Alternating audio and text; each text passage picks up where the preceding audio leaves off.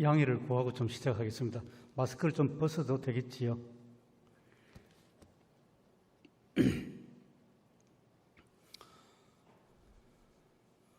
이제 세 번째 제 강의를 통해서 우리나라 역사, 우리나라 교회 역사를 이제 돌아보는 이제 그런 시간입니다.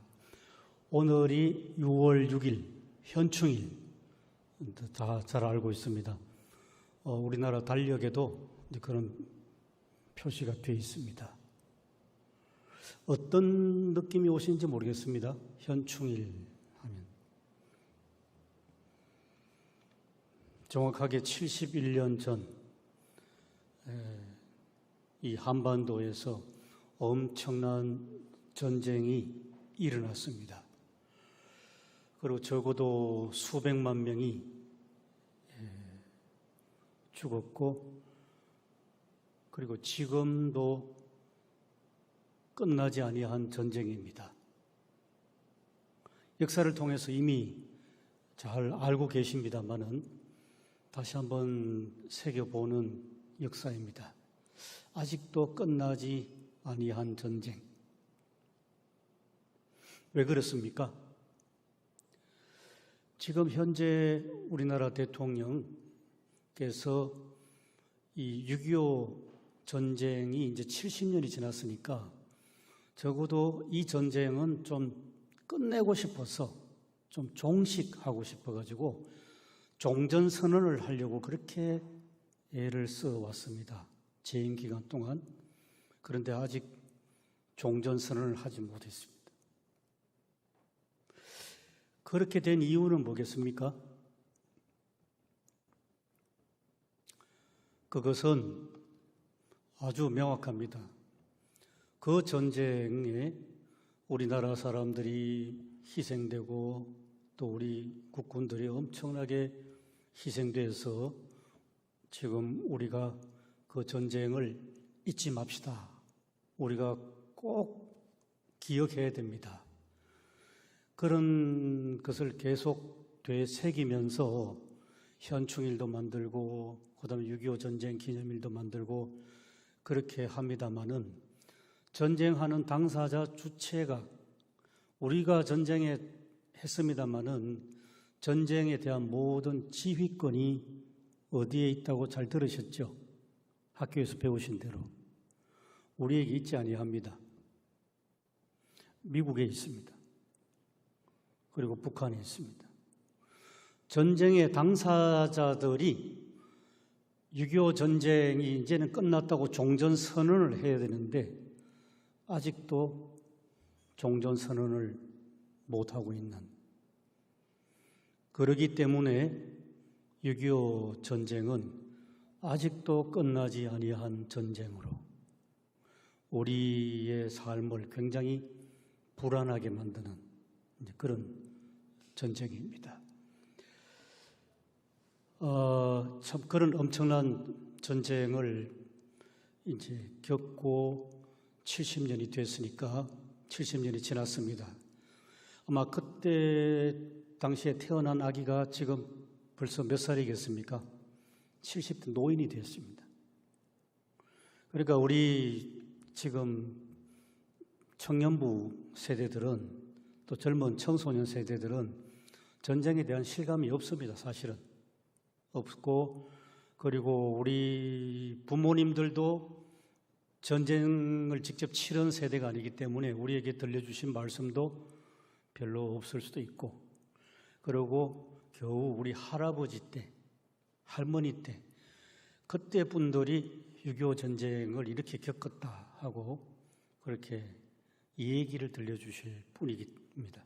우리는 경험을 해도 전쟁에 대한 간접 경험을 하지 이제 그러한 직접적인 경험을 하지 않았기 때문에 전쟁에 대한 실감이 없습니다. 그런데 지금 현재까지 아직도 끝나지 아니한 전쟁이라고 했다는 것은 우리는 전쟁을 실제로 경험하지 않았지만은 전쟁 이후에 지나온 모든 세월을 돌아보고 지금도 돌아보면 이 전쟁이 주는 여파가 지금도 여전합니다. 그렇죠. 북한에 사는 사람들을 우리가 아주 우리의 좋은 이웃이라고 생각하지 않지 않습니까? 지금도. 아직도 우리는 적대적인 관계입니다.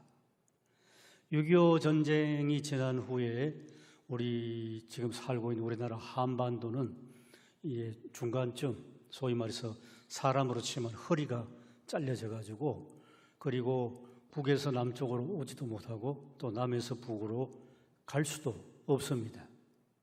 그런 상황을 지나오는 동안에 가고 싶어도 갈 수 없는 사람들, 이산 가족이 얼마나 된다고 합니까? 무려 1천만이라고 합니다. 그 사이에 세상 떠난 분들도 적지 않습니다만은 통칭해서 1천만 이산 가족입니다. 북한에서 남한으로 내려온 소위 월남 피난민들은 아직도 텔레비전에 보면 할머니들 80대, 90대 연세 되신 그 할머니, 할아버지들은 그리운 고향, 가고 싶은데 그런데 현실적으로 갈 수 없는 고향을 그리워하는 그런 우리의 현실입니다. 그래서 우리가 통일 이야기할 때에 남북한 평화 통일 그날이 어디서 왔으면 하는 그런 이야기를 합니다. 그런데 우리가 오늘은 이 한국 전쟁 70년이 더 지난 이 한국 전쟁을 돌이켜 보면서 우리 민족에 있어서 굉장히 참 엄청난 비극을 경험한 것이고, 또 남과 북이 서로 말이 같고 문화가 같은데도 서로 남과 북이 서로 대결해가지고 죽고 죽이는 엄청난 살상을 벌였는데, 그러한 참혹한 역사 속에서 그러면 이 역사 가운데서 역사하신 하나님의 뜻은 어디에 있었던가? 그리고 또 지금 우리 젊은 특별히 청년들에게 하나님께서 무엇을 바라고 계시는가? 더 나아가서 우리에게 어떤 비전을 주시는가? 우리에게 6월달에 들어서서 특별히 나라를 생각하고 또 우리 나라를 더 사랑할 수 있는, 내가 태어난 나라를 더 사랑할 수 있는 그러한 오늘의 이 시간을 한번 짚어보면 좋겠습니다. 먼저 제가 준비한 사진을 한번 보겠습니다. 박해와 환란을 통해 전파된 복음, 6.25 전쟁. 상징적인 사진이죠. 누나가 동생을 업고 있습니다. 이 사진으로 보고 짐작하건대 아마 부모님은 전쟁 중에 아마 세상을 떠나신 것 같습니다. 두 고아, 부모 없는 두 고아가 누나가 동생을 등에 업고 가장 노릇을 해야 되는 그러한 전쟁입니다. 눈빛을 한번 보십시오. 동생은 어려서 그런지 별로 아무 생각 없이 그냥 그런 눈빛 같은데, 누나는 어떻습니까? 뭔가 앞일을 어떻게 헤쳐나가야 될지 상당히 근심과 걱정이 서려 있는 그런 눈빛입니다. 그리고 뒤에는 6.25 전쟁 때 탱크. 전쟁을 한번 보겠습니다. 한국 전쟁 전체 개요입니다. 1950년 6월 25일 주일이었습니다. 새벽에 6.25 전쟁이라 일컫는 한국 전쟁. 6.25 전쟁하면 6월 25일 날 시작된 전쟁이다, 그렇게 이해하는데 한국 전쟁이라고 이야기한다면 조금 다릅니다. 무슨 말이냐 하면 우리나라에 그때 전쟁이 났을 때에 우리 남한을 도우러 몇 개 나라가 왔습니까? 유엔에 16개 나라가 도우러 오고 참전했고, 또 전쟁이 한참 진행되면서 어느 나라가 또 들어옵니까? 중국이 또 참전합니다. 중국이 참전하고, 그리고 그 뒤에 또 러시아제 무기가 있었고, 그렇게 보면 한국 전쟁이라는 이 말은 그 당시에 어마어마한 국제 전쟁이 벌어졌습니다. 국제 전쟁. 국제 전쟁이 벌어지고 그리고 이 전쟁 기간 동안에 3년 동안에 우리나라 한반도에 퍼부은 이 포탄이 제가 그냥 막연한 통계입니다만은 2차 세계 대전 때 사용했던 포탄보다도 훨씬 더 많은 양이었답니다. 한마디로 말해서 우리나라가 초토화됐습니다. 초토화된. 이제 그런 어마어마한 전쟁이 시작된 것이 50년 6월 25일. 이 전쟁이 재미있는 것은 북한에서 남한으로 이렇게 쳐내려와야 되는데 전쟁의 전선이 처음에는 동쪽으로 갔습니다. 38선을 따라서 개성, 지금의 춘천, 그리고 동해안, 동쪽으로, 전쟁이 동쪽으로 확대됐고, 그러고 나서 이제 남한으로 내려오는데 의정부로 해서 서울로 내려오는 그런 전쟁, 무려 3년 동안입니다. 처음에는 이 낙동강 밑에 대구와 부산 조금만 남겨놓고 이 북한군들이 쫙 다 점령을 했고, 그 다음에 소위 인천 상륙작전에서 50년 9월에 인천 상륙작전으로 이렇게 유엔군이, 미군과 유엔군이 들어오고 서울을 수복하고 그 다음에 북쪽으로 올라가서 거의 압록강까지 갔었습니다. 그것이 10월이었습니다. 그런데 중국이 또 전쟁에 참여하면서 또 밀려 내려옵니다. 밀려 내려와서 또 다시 한번 남한에 상당히 아래까지 밀려 내려갔다가 그 다음에 또 올라갔다가 전선이 왔다 갔다 하다가 지금 우리가 알고 있는 휴전선입니다. 전쟁이 끝난 게 아니고 전쟁이 휴전, 지금 쉬고 있는 겁니다. 쉬고 있다는 뜻에서 휴전 상태가 들어갔습니다. 자, 이런 전쟁의 과정, 한국 전쟁 과정에서 엄청난 인명피해, 대량 파괴를 났는데 400만, 500만 사상자, 죽거나 다치거나, 이게 숫자가 이렇게 잘 좀 체득이 됩니까? 400만, 500만. 어마어마한 숫자입니다. 더불어서 전쟁 고아, 또 전쟁 미망인, 생사 여부를 알 수 없는 생이별, 이상가족. 한 가정의 예를 좀 말씀드려야, 구체적으로 좀 우리 젊은 청년들에게 소개해 드려야 좀 전쟁에 대해서 그래도 피부로 와닿을 수 있는 것 같은데요. 그 원산에서 한 가족 이야기입니다. 북한 원산에서 이제 전쟁이 났고 한참 진행되고 그러면서 그 아버지가 배를 타는 어부였답니다. 어부 아버지로서 배를 타는데 익숙하지 않겠습니까? 그래서 가족들을 자기 배에 태워가지고 남한으로 피난 가려고 그렇게 계획을 세웠습니다.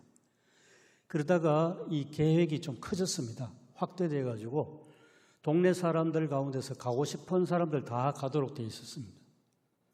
그렇게 확대되다 보니까 배 한 대로 부족하지 않겠습니까? 그래서 배를 3대가 가기로 했습니다. 3대를 나누어 가기로. 그렇게 해서 이 가장은 제일 처음 시작했고, 그리고 그 피난 가는 행렬에 가장 이제 뭐랄까요, 뭐 소위 지휘자, 우두머리였기 때문에 첫 번째 배는 가족들을 타게 하고, 첫 번째 배는 자기가 이제 지휘를 해야 되니까 먼저 타고 가족은 그 다음 배 타고 오도록 그렇게 했습니다. 그리고 또 그 다음 배가 있고, 그렇게 해서 이제 정해진 날짜에 배를 3대 준비하고 이제 또 누구는 첫 번째, 누구는 두 번째, 누구는 3번째 배에 각각 다 타고 이제 출발했습니다. 그리고 이제 배가 도착한 곳은 포항 근처랍니다. 남쪽에 포항 근처로 왔는데 그때만 해도 통신 수단이 발전하지 못했기 때문에 그냥 뒤에 배가 계속 따라온다고만 생각하고 전속력으로 앞에 달렸거든요. 포항에 도착하고 보니까 뒤에 따라오던 배가 못 왔답니다. 그러니까 결국 어떻게 됩니까? 자기 혼자만 남한에 잘 도착했고 포항에 잘 도착했고 뒤에 가족은 생사를 알지 못하는 거죠. 기가 막힐 일입니다. 이게 이산가족입니다. 그래가지고 이분이 그 다음에 이제 가족이 너무 어처구니 없잖아요. 자기 때문에 희생됐다는 죄책감도 있고. 그래서 포항에 와서 이제 뭔가 살아가는 거처를 정해야 되는데 가족들이 떠나지 못했구나. 그걸 짐작을 하면서 그러면서 이분은 어디 살았냐면 북한에 가장 가까운 곳 속초에 가서 살게 되었습니다. 이게 이산가족의 한 단면입니다. 1000만 명 이산가족이 생기게 된 단면이죠. 전쟁하면 우리는 영화에서 보듯이 막 군인들끼리 뭐 살상을 하고 비행기가 날아가고 그런 전쟁을 우리는 연상을 쉽게 하지 않습니까? 그런데 전쟁을 하는 이 한국 전쟁 3년 동안에 고스란히 피해를 당하는 수많은 사람들은 소위 민간인들이죠. 민간인들이 그렇게 피해를 받고 죽거나 다치거나 아니면 그만 이산가족이 되는 그런 겁니다. 몇 개의 사진을 보면요, 이제 좀 실감나고 있어요. 끊어진 한강 철교, 피난민. 한강 다리가 끊어졌죠. 첫 번째 한강 철교가 끊어져서 이 다리를 건너서 피난을 가야 되는데 피난을 가지 못하는 사람들이 엄청 많았습니다. 그리고 지금 보는 사진은 전주 6.25 전쟁 기간에 전주에 아마 폭격을 맞아가지고 일반 건물들이 거의 다 부서졌는데 교회는 살아남았습니다. 이런 도시들이 들어 있습니다. 경상북도 포항을 가도 6.25 전쟁 당시에 그 당시 사진을 보면 시가지 전체가 폭격을 맞아서 완전히 잿더미가 됐는데 지금의 포항 제1교회 하나만 오똑 살아남았습니다. 왜 그렇겠습니까? 주로 폭격은 미군이 했습니다. 비행기로. 미군이 폭격을 했는데 이제 교회는 이렇게 보고 교회는 놔두는 거죠. 폭격을 하지 않고. 나머지는 다 초토화되었습니다. 경상북도 안동에 가면 지금 안동교회가 있습니다. 그 안동교회도 마찬가지입니다.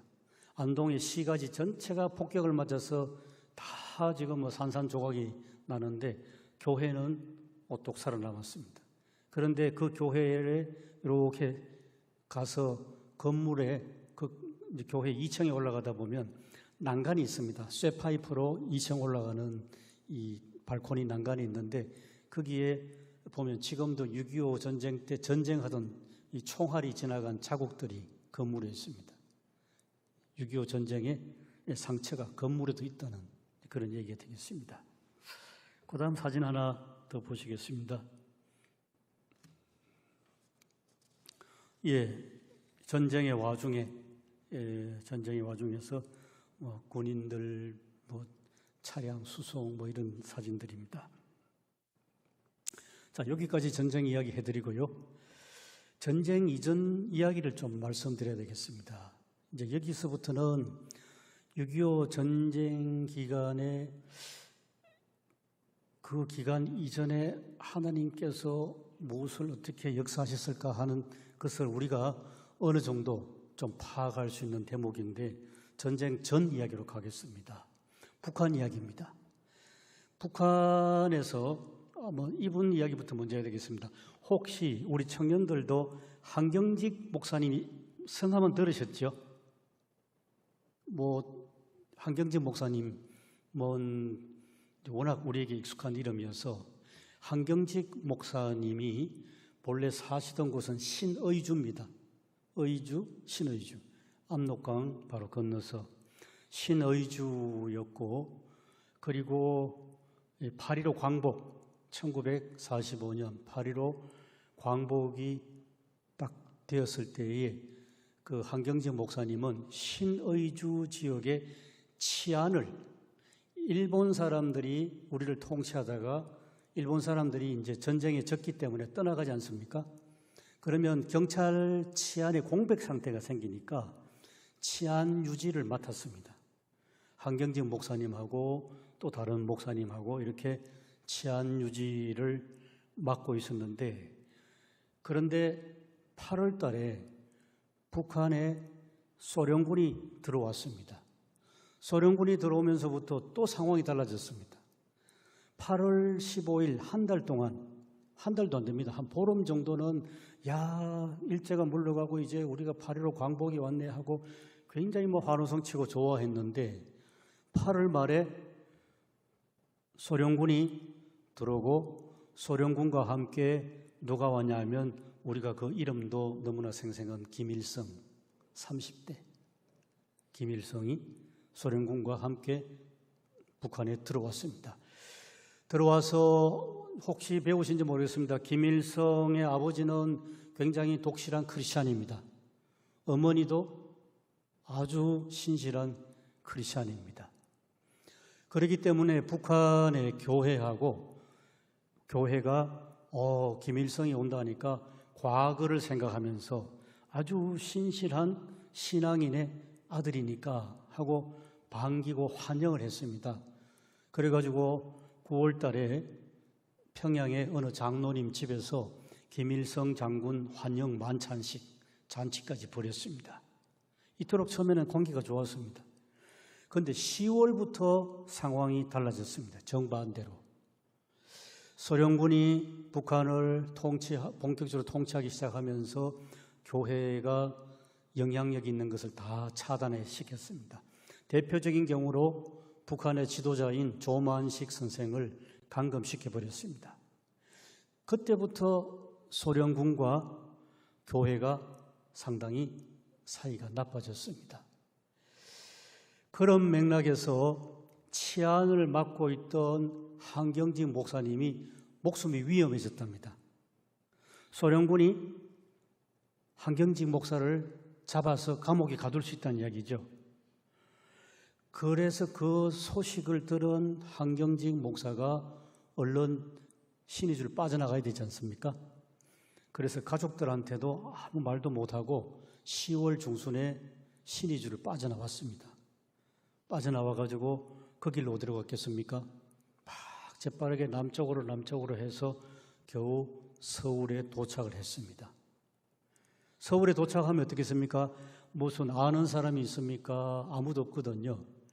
그런데 친구들이 있었습니다. 목사 친구들.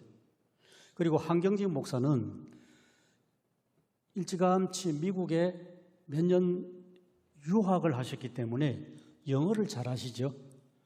그래가지고 이 서울에 와가지고 할 일이 처음에는 없으니까 미 군정청에 가서 영어 통역을 하는 일을 했습니다. 그러다가 뭘 하느냐 하면 1945년 8.15 광복되던 해에 12월 첫 주일입니다. 첫 주일에 지금의 영락교회를 개척을 하십니다. 자리는 어디에? 지금 서울의 영락교회 그 자리입니다. 그 자리에 개척을 했는데 정식 교회는 아니었습니다. 그냥 전도하는 장소로서 교회를 개척을 했습니다.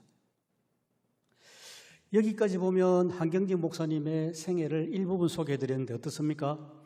8.15 광복이 왔으니까 이제는 새로운 세상이 왔으니까 우리가 이제 새로운 나라를 건설해보자 꿈에 부풀었습니다. 8월 달에.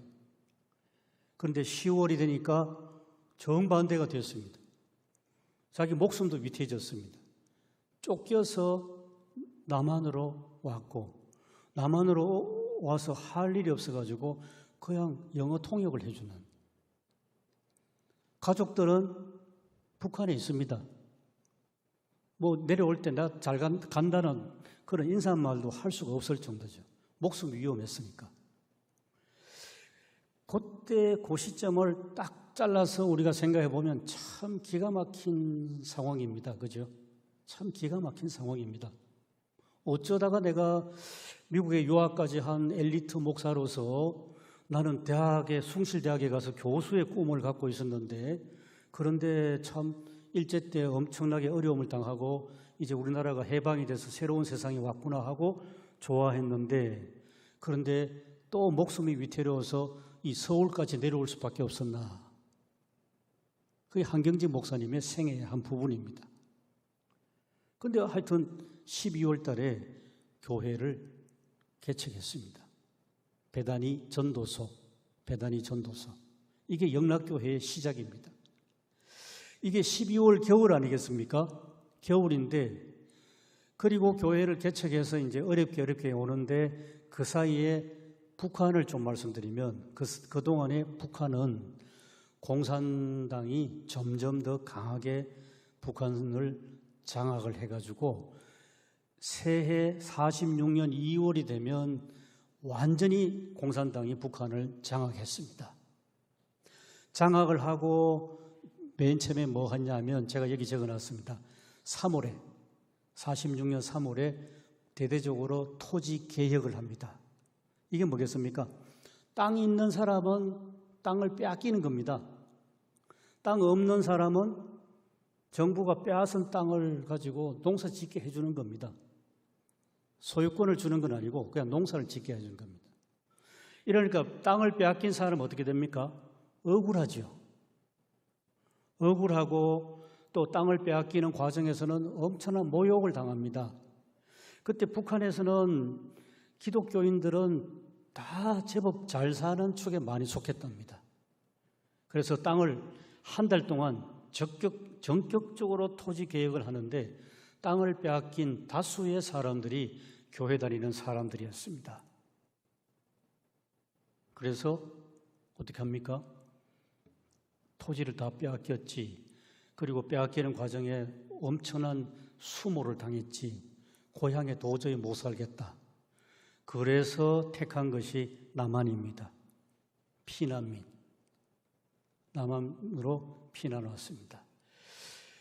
몇 달 전 8.15 광복만 해도 엄청 좋아했던 사람들인데, 그런데 몇 달이 지나지 않아서 살고 있는 터전을 다 빼앗겨 버렸으니까 막 억울하기도 하고 막 치욕스럽기도 하지만 고향에 살 수 없을 정도가 돼서 남한으로 온 겁니다. 무작정 왔는 것 같습니다. 남한으로 와서 그 다음 이야기는 제가 여기 적어놨습니다. 땅을 빼앗긴 사람들이 38선을 넘어 월남행을 강행하고, 이 사람들이 소위 월남 피난민이 되고, 47년도까지 많은 월남 피난민들이 6.25 전쟁 전에 넘어왔습니다. 자, 와서 어떻게 합니까? 살아갈 방도가 없습니다. 그죠? 살아갈 방도가 없습니다. 아는 사람도 없습니다. 그런데 참 놀라운 것은 우리가 하나님의 섭리를 읽을 수 있는 대목이 바로 영락교회입니다.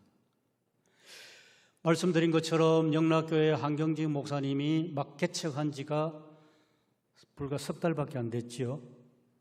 또 말씀드린 것처럼 한 목사님은 처음에 남한으로 와가지고 영어를 잘하시니까 영어 통역을 해줬습니다. 미군 정청에. 그러니까 좀 잘 알지 않겠습니까? 그래서 마구 쏟아져 들어오는 월남 피난민들, 이 사람들을 돌봐줘야 되지 않습니까? 영락교회가. 이 사람들을 교회가 돌봐줘야 된다. 그래서 미 군정청에다가 부탁을 해서 지금 명동에 YWCA, 그 당시에는 YWCA 건물이 없었습니다. YWCA 그 평수가 한 1000평 된다는데 거기 땅을 좀 얻었습니다. 미 군정청에 부탁해서 얻어가지고 거기에 군인 텐트 A형 텐트를 약 한 300개 쳤습니다. 그리고 텐트 하나마다 어떻게 하겠습니까? 가족이 들어가게 합니다. 당장에 갈 곳이 없는 사람들, 당장에 갈 곳이 없는 월남 피난민들이 그렇게 남한으로 피난 와서 서울에서 그렇게 시작을 한 겁니다. 그런데 워낙 많이 오니까 규칙이 있었습니다. 그 텐트 생활도 참 불편한데 계속 남한으로 내려온 사람 받아줘야 되지 않습니까? 그래가지고 거기에 석 달만 살게 합니다. 석 달만. 석 달만 살게 하고 석 달 후에는 무조건 나가야 됩니다. 터전을 잡아서. 이게 8.15 광복 직후에 우리나라 상황이고 영락교회가 시작되는 상황이고 그리고 월남 피난민들을 영락교회가 수용해서 그 사람들이 이제 군인들 막사로부터 생활을 시작합니다. 그리고 석 달 후에는 어디로 가겠습니까? 석 달 후에 어디론가 가야 됩니다. 혹시 남산 기슭의 해방촌이라고 들어보셨습니까? 아마 잘 모르실 것 같네요. 보니까 지금 남산 기슭에 가면 거기에 후암동이 있고 옛날에 지금 용산중고등학교 있고 그 뒤가 다 속칭 해방촌입니다. 월남 피난민들이 영락교회가 제공하는 A형 텐트에 석 달 살다가 그 다음에는 자기들 살 길을 찾아서 각각 흩어졌는데 주로 남산 기슭에서 다시 생활을 시작을 합니다. 주로 남대문 시장 가서 노점상을 시작하겠죠. 처참한 생활을 하게 되는. 그런데 월남 피난민으로 온 사람들이 그 다음 이야기 말씀드리겠습니다.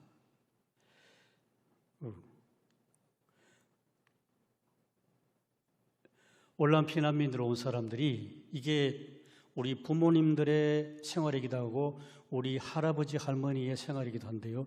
우리에게까지 아마 올 것 같은 이야기입니다. 뭐냐면 월남 피난민으로 남한에 와가지고 겨우 풀칠을 할지 말지 정도의 남대문 시장에 가서 온갖 별짓 다 하고 먹고 살아야 됩니다. 그러면서도 이분들이 결코 포기하지 않으려고 하는 것이 있습니다. 그건 뭐냐면 내 자식을 교육시키는 겁니다. 내 자식을 교육.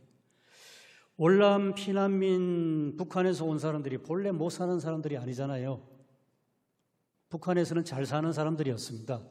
그리고 교육을 받았는데 기독교 학교에서 교육을 잘 받은 사람들입니다.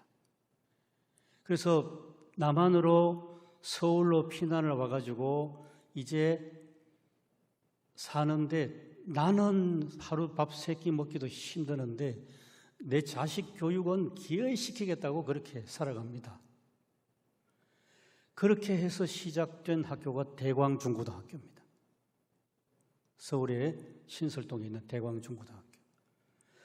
월남 피난민들이 주로 영락교회 중심의 월남 피난민들이 좋은 기독교 학교를 세우겠다.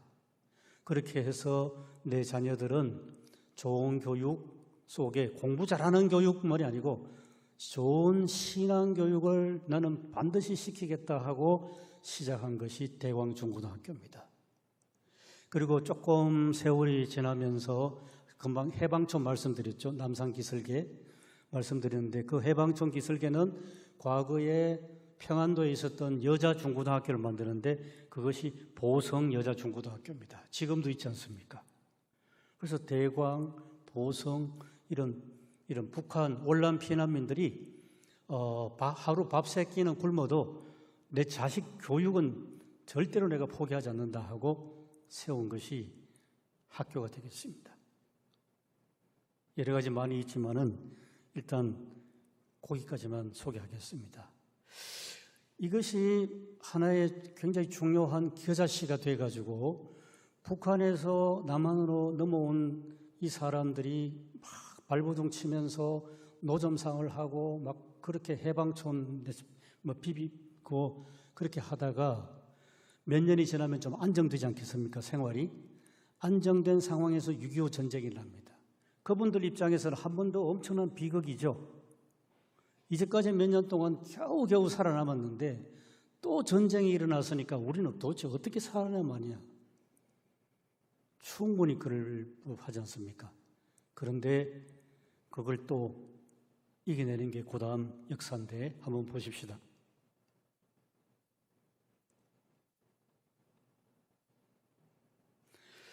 1950년 전쟁 발발, 제가 사진 2장으로만 그냥 간단하게 보여드리겠습니다. 사진 한쪽은 건물인데 폭격을 맞아가지고 산산조각이 났죠. 건물에 뼈대만 나면. 이게 전쟁입니다. 총 쏘고 시가전 벌어지고 폭격으로 맞고, 그러니까 뭐 건물이 하나도 남아나는 게 없습니다. 이쪽 한쪽은 뭡니까? 어린아이인데 전쟁 치다가 부상당한 것은 결코 아니겠죠. 전쟁 가운데서 어린 소년인데 부상을 당해가지고 지금 목발을 짚고 있는 이 하나의 어떤 전쟁의 상징적인 사진 같아서 제가 이거 올랐습니다. 전쟁이처럼 참 참혹했습니다. 참혹했는데, 자, 이게 전쟁이 진전되면서 그 다음에 이제 제가 중국의 전쟁 계획과 일사후퇴. 아까 말씀드린 것처럼 전쟁이 9월에 인천 상륙작전, 그리고 서울을 수복하고 그 다음에 북한으로 계속 올라가면서 평양과 압록강까지 갔는데 중국이 한국 전쟁에 개입했고, 그리고 국군과 유엔군이 밀려서 11월 하순부터 남한 쪽으로 후퇴했습니다.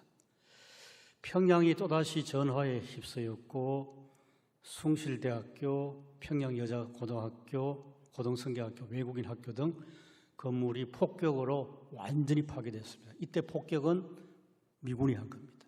미 공군이 평양을 완전히 부숴놨습니다. 많은 시민들이 허둥지둥 대동강을 건너 남쪽으로 피난을 떠났고, 그리고 대동강 교각이 폭파돼서 다리가 끊어졌습니다. 여기에도 굉장히 수많은 스토리, 이야기들이 있습니다. 한 가정의 이야기만 말씀드리겠습니다. 한 가정 이야기인데요. 형님이 있었고 동생이 있었는데 두 분 다 결혼을 했습니다.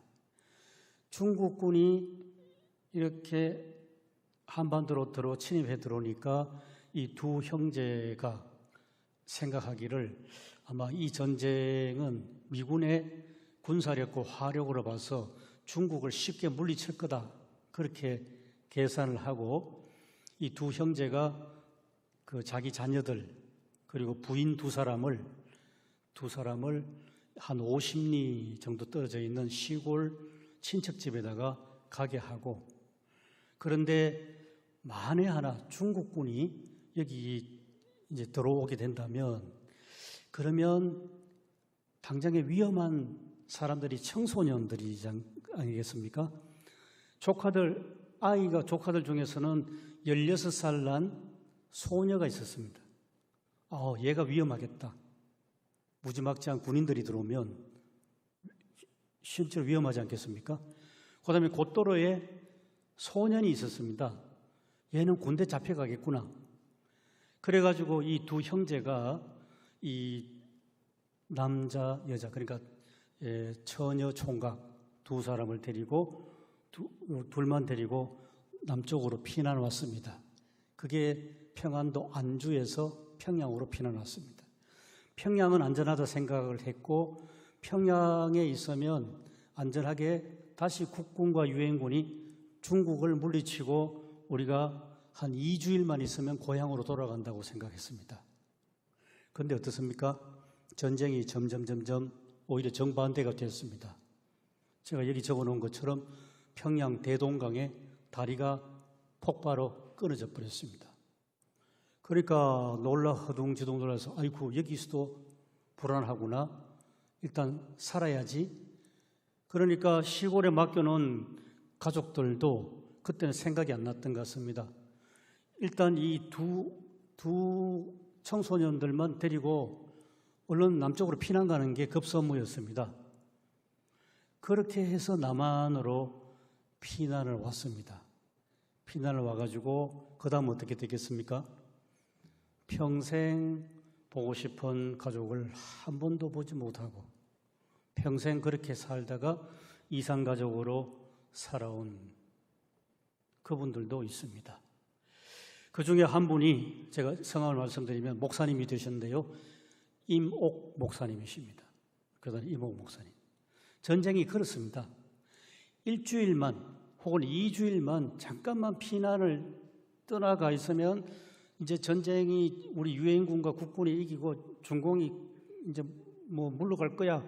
그렇게 계산하고 왔는데, 그런데 그만 그것으로 가족과 더 이상 만날 수 없었습니다. 평생 죽을 때까지. 이게 전쟁이고 이게 이산가족의 비극이었습니다. 그런 전쟁의 와중에 또 한 분 소개해드리면, 좀 이분 스토리가 좀 긴데요. 작은 글씨로 적었습니다. 50년 12월 1일 그 당시 평양의 목사님 김세진 목사, 또 김윤찬 목사, 이분들 가족이 장은봉 집사님의 배려로 그 장 집사님의 트럭을 타고 평양을 떠났습니다. 떠나서 이 두 가족이 12월 10일 무사히 서울에 도착했고 그 이튿날 영락교회에 와서 예배드렸습니다. 그런데 또 하루 지나서 월요일 날 다시 피난길로 갔는데 목적지는 부산입니다. 부산인데 그래도 목사님들은 참 좋은 배려를 받았습니다. 선교사 안두화 목사가 이 교육자 가족들을 위해서 기차를 알아봐 줬습니다. 그리고 이제 여비로 하라고 그 당시 돈 5만 원씩 피난 여비로 줬습니다. 그러고 나서 며칠 후에 탄 열차가 부산에 도착을 했습니다. 이 가족은 곧바로 초량교회, 부산 초량교회를 가서 피난 보증을 풀었는데 전국 각 지역에서 부산으로 쏟아져 들어온 피난민들이 한 교회에 대체로 한 5, 60명씩. 교회당에 들어가서 사는 사람은 그나마도 고급 생활이고 집집마다 피난민들로 꽉 들어차서 부산에는 빈 방이 없었습니다. 부산 인구가 그 당시 20만 명인데 무려 10배, 200만 명으로 부산 인구가 불어났습니다. 그래서 피난민들은 집 안에, 어디 가서 집에서 방 한 칸 구하기가 불가능하니까 어디로 갔겠습니까? 산기슭에, 강변에, 다리 밑에 움막을 치고 살았습니다. 그리고 집을 직접 만들어야 되죠. 미군 부대에서 흘러나오는 널빤지를 주워서 움막집 벽을 만들고 깡통을 펴서 지붕을 만들고 나무와 나무 사이에 줄을 치고 가마니를 걸쳐서 지붕으로 삼아서 맨 땅에서 생활하는, 이게 부산 피난민 생활입니다.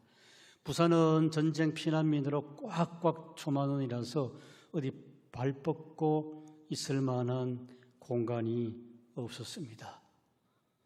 이게 피난살이 생활의 한 단면, 김세진 목사님의 자서전에서 지금 제가 가져왔습니다. 자, 이렇게 도무지 사람이 살아갈 수 없는 그런 참 처참한 상황이 됐는데요. 그때 우리에게 중요하게 좀 가르쳐 주는 게 있습니다. 1951년 약 6개월 후에 6월 10일 평양에서 부산으로 피난 온 장로교회 교인들이 금방 소개한 두 사람 목사님, 김윤찬 목사, 김세진 목사 중심으로 평양 교회를 창립했습니다. 교회를. 이 전쟁의 상황에서 부산으로 피난 온 사람들.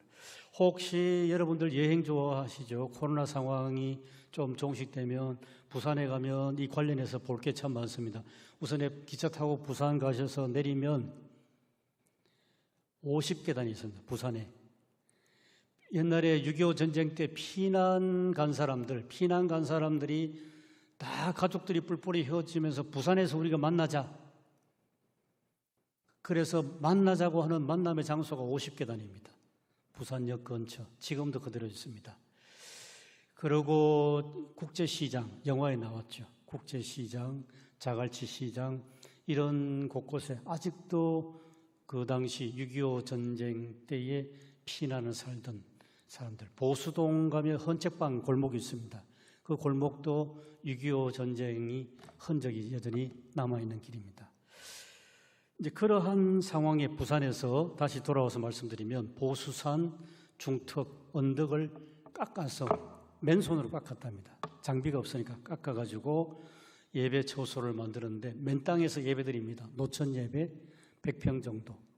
그렇게 모여서 교회가 시작이 됐습니다. 자, 여기까지 말을 끊고 말씀드리면 전쟁의 상황은 엄청난 충격이고 고통이고 참 비참합니다. 도무지 희망이 없습니다. 그런데 그런 상황인데도 이 피난살이 와서 하루하루 먹고 살기 힘드는데 예배당을 시작을 하는 겁니다. 좀 전에 한경진 목사님 말씀드렸죠. 한 목사님도 쫓겨 내려와서 이 서울에서 영락교회를 시작했는데 이게 몇 달 후에는 북한에서 월남 피난민으로 온 사람들을 임시 거처로 이렇게 둥지를 만들어주는 그런 역할에 교회를 했다는 겁니다. 여기에 우리가 뭘 볼 수 있겠습니까? 하나님의 섭리, 하나님의 역사를 볼 수가 있습니다. 그 다음 읽어보겠습니다. 평양교회의 설립은 부산에 거주하는 월남 피난민 교인들에게 적지 않은 충격을 줍니다. 왜냐하면 북한에서 온 사람들이 부산에 있는 교회에 출석하고 있었는데 우선 이방 사람들 아니겠습니까? 말씨가 다르고 문화가 다르고 다 다르니까요. 그래서 교회가도 마치 손님처럼 그렇게 예배를 드리는데 이 부산에 이북 사람들만의 교회가 세워졌다 하니까 사람들이 자극을 받아가지고 여기저기 북한에서 온 피난민들이 교회를 개척을 합니다. 제가 여기 적어놨는데요. 좀 생소하지만 읽어보겠습니다. 우암교회, 평광교회, 수정동교회, 거양교회, 산상교회, 양정교회, 명신교회, 영주교회, 평북교회, 서문박교회, 관북교회, 북성교회. 요 중에 2개 교회만 제가 예를 들겠습니다. 지금도 제가 잘 아는 교회인데요. 영주교회는 지금 서울의 후암동에 있습니다. 부산에서 서울로 왔고, 그리고 평광교회는 지금 서울의 목동에 있습니다. 목동의 평광교회가 이 부산에서 이렇게 시작됐고, 거기 사람들이 북한에서 남한으로 피난 온 사람들입니다. 자, 그리고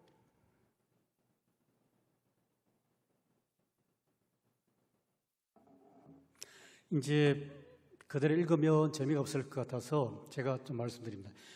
이 하나님의 섭리 부분으로 돌아가서요. 북한에서 남한으로 피난 온 사람들이 부산에만 간 게 아니지 않겠습니까? 기록에 보면 온양에도 많이 갔습니다. 온양에도 많이 가고, 그리고 청주에도 많이 가고, 그리고 여기 우리 부천에 가까운 데는 여기 김포에도 많이 갔습니다. 김포도 가고, 물론 인천도 갔습니다. 지금 인천 제일교회 생각하시면 되겠습니다. 복잡한 이야기하면 지루하실까봐 제가 원고에 없는 이야기를 지금 생각이 나서 말씀드리겠습니다. 혹시 소망교회를 오랫동안 담임하셨던 곽선희 목사님 이야기 들어보셨습니까? 잘 모르세요? 그러면 비슷한 또래 같아서 제가 일단 곽선희 목사님 좀 소개하겠습니다. 곽선희 목사님은 소망교회, 지금 서울에 신사동에 있는 소망교회를 시작하셨고, 그리고 지금의 엄청난 이제 소망교회를 담임하셨는데요. 이 곽선희 목사님께서는 물론 처음부터 목사님이 아니죠. 혼자 황해도가 고향인데 6.25 전쟁 때에 황해도에서 피난 와서 인천에서 살고 인천에서 자랐습니다. 고아가 돼가지고 홀로 산 거죠. 이제 이분의 신앙 역사가 참 독특한 내용이라서 좀 말씀드리면요. 6.25 전쟁이 났을 때에 이분은 그냥 집에 있으면 인민군으로 잡혀가니까 산에 숨어 들어갔습니다. 산으로 숨어 들어가면 밥을 누가 주겠습니까? 그래서 이 곽선희, 그 당시 청소년 곽선희의 아버지가 지게로 위장을 해가지고 그 안에 양식을 넣어서 먹을 걸 넣어가지고 산속에 숨어 있는 자기 아들에게 식량을 갖다 줬습니다.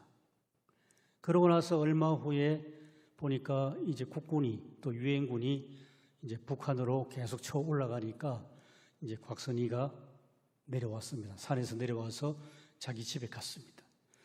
집에 가보니까 늘 양식을 갖다 주던 아버지가 안 보이는 겁니다. 어머니만 계시고.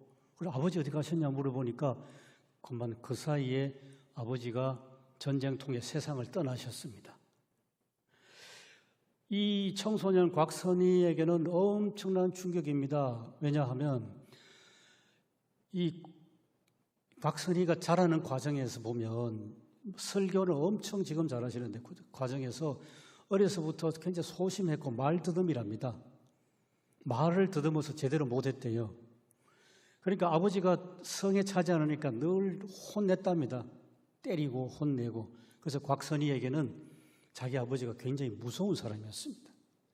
아버지에게 혼날 때마다 어디로 갔겠습니까? 엄마 치마 폭. 아버지에게 혼날 때마다 엄마한테 가서 앙앙 울고 그런 어린 시절을 보내면서 어머니의 신앙이 곽선이 목사, 곽선이에게 이렇게 흘러 들어갔습니다. 그러니까 곽선이에게는 어떻습니까? 아버지라는 존재는 엄청 무섭고 가까이 하기 싫은 정말 거북스러운 그런 존재로 각인되어 있었습니다. 어머니는 한없이 따뜻하고 자기에게 사랑을 베푸는 그러한 정말 자애로운 엄마였습니다. 그러다가 아버지의 사랑을 느껴본 적은 산속에 숨어 들어가서 잠깐 동안 자기에게 양식을 지고 온 그 아버지로부터 아버지가 이런 면모가 있었구나 하고 따뜻한 아버지를 느낄 참에 아버지가 세상을 떠난 거죠. 그래서 어머니에게 아버지의 세상 떠나셨다는 소식을 듣고 충격받고 그렇게 지내는데 다시 말씀드린 것처럼 중국군이 우리나라 6.25 전쟁에 참전을 해서 계속 내려오는 겁니다. 황해도에 살던 두 모자, 어머니와 아들이 이제 피난 가야 되지 않습니까? 그런데 어머니가 아들 곽선이에게 그렇게 이야기합니다. 나는 여기 남겠다. 그러니까 너 혼자 가라 그랬습니다. 너 혼자 가라. 너 혼자 가는데 네가 어렸을 때부터 내가 너를 데리고 새벽 기도회부터 교회를 다니지 않았느냐. 그러니까 너 혼자 남한으로 피난 가거든. 너와 내가 만나는 시간은 새벽에 내가 너를 위해서 기도하마. 너도 엄마를 위해서 기도해달라.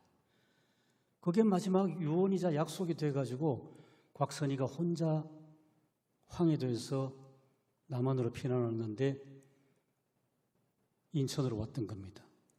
인천에서 뭘 하고 먹고 살았겠습니까? 온갖 걸 다 했지 않겠습니까? 온갖 걸 다 했습니다. 그래서 곽선이 목사님은 그런 이야기합니다. 소망교회 큰 교회가 됐습니다. 그러고 나서 이제 그런 간정처럼 이야기합니다. 아주 우스운 이야기를 합니다. 그분이 유머가 풍부해서 나는 내 기도는 30초만 하면 모든 기도가 다 끝납니다. 그랬습니다. 짐작하시겠죠? 곽선이 목사의 기도는 딱 하나랍니다. 하나님, 우리 어머니 기도를 들어주시옵소서. 그럼 자기 기도는 다 끝난답니다. 그 다음 이야기는 정말 가슴이 뭉클한데요. 세월이 한참 흘러가지고 1990년대 초반에 남북 관계가 좀 풀렸습니다. 풀려가지고 곽선이 목사가 이제는 북한을 갈 수 있게 됐습니다. 그래서 우리 신문상에서는 현대의 정주영 씨가 소를 수백만 데리고 이제 북한을 갔지 않습니까? 그런데 소망교회도 정주영 씨가 소를 북한에 보내기 전에 소망교회도 소를 북한에 숫자는 기억 못합니다만은 굉장히 많은 소를 북한에 보냈습니다. 이제 그런 전역사가 있고 곽선이 목사가 북한을 갔습니다. 북한을 가니까 평양에 도착해서 제일 보고 싶은 사람은 누구겠습니까? 당연히 어머니죠. 이제는 돌아가셨다고 짐작을 합니다만은 그래도 어머니가 보고 싶어서 우리 어머니를 좀 만나게 해달라고 했답니다. 그런데 이제 며칠 후에 소식이 왔는데 어머니가 불과 얼마 전에 세상을 떠나셨고, 그래서 다른 친척이 황해도에서 이 평양으로 와서 곽선희 목사를 만났답니다. 그 얘기를 전해 듣는 곽선희 목사님이 자기도 모르게 나온 이야기가 어머니 왜 그렇게 오래 사셨어요? 그랬답니다. 그게 무슨 말이겠습니까? 평생 동안 아들을 위해서 기도한 그 어머니, 곽선희 목사는 새벽에 새벽 기도하면서 교회에서 기도하는 그 시간이 본인으로서는 자기 어머니를 만나는 시간이었다고 합니다.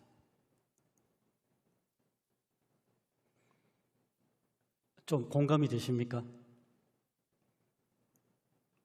제가 여기 원고는 다른 걸로 썼습니다. 써가지고 뭐 여러 가지 이야기를 많이 했는데 이런 이야기를 해도 뭐 그렇게 이렇게 서로 공감할 수 없겠다 싶어서 일부러 곽선희 목사님 이야기로 바꾸어서 말씀드렸습니다. 이게 전쟁입니다.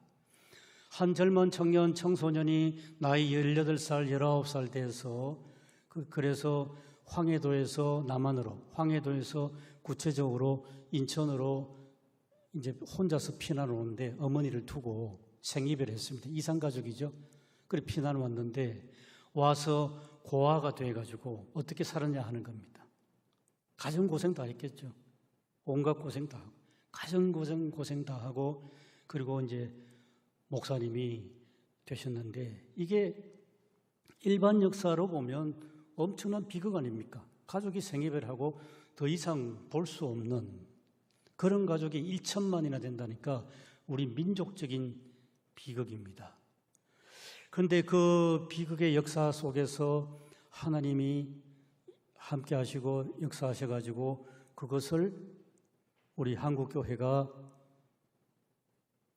굉장한 새로운 에너지로 나가는데 교회가 성장되고 그러한 역경을 딛고 올라서는데 1950년 6.25 전쟁만 해도 세계에서 가장 가난하고 처절한 우리나라가 지금 어떻습니까?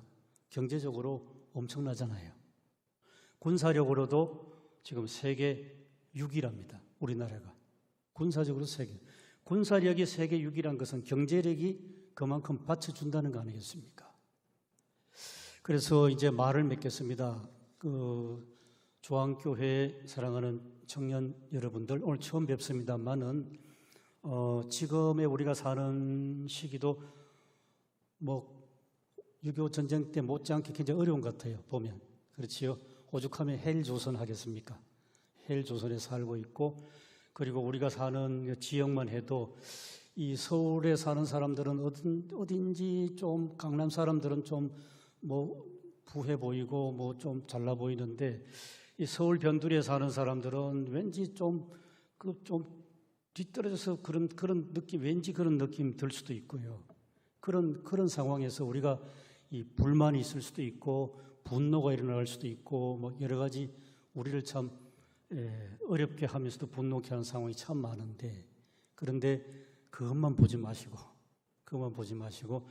하나님께서 이런 상황에서 우리로 하여금 무엇을 보게 하시는지, 비전, 그리고 무엇을 하게 하시는지, 그런 것들을 우리에게 성령의 역사로 보여주시기를 간절히 기원합니다. 코로나19 상황이 우리에게 엄청난 메시지를 지금 던져주고 있습니다. 이제까지의 모든 가치를 흔들어 보게 하고 이제 뭔가 새로움을 나가게 하는데, 이제까지는 앞에서 막 가는 사람들이 뒤로 돌아서 하면 어디로 됩니까? 꼴찌가 되잖아요. 그런 역전의 가능성이 충분히 지금 준비된 그런 시대에 살고 있기 때문에 이제까지 주입받은 식의 한 줄로 줄 세우기 1등만 해야 살아남는다는 그런 경쟁과 이제 그런 데서 신앙의 힘으로 극복하기를 간절히 기원합니다. 기도드리겠습니다.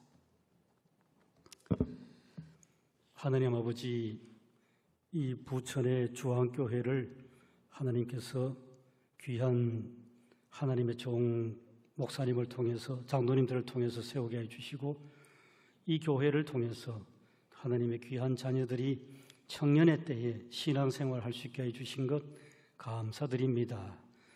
이제 세상의 눈으로, 세상의 잣대로 이 세상을 보게 하지 마시고 하나님의 눈으로 이 세상을 볼 수 있는 비전을 허락하여 주시고, 그 비전이 우리가 앞으로 나아갈 새로운 힘과 에너지가 되게 하여 주시옵소서.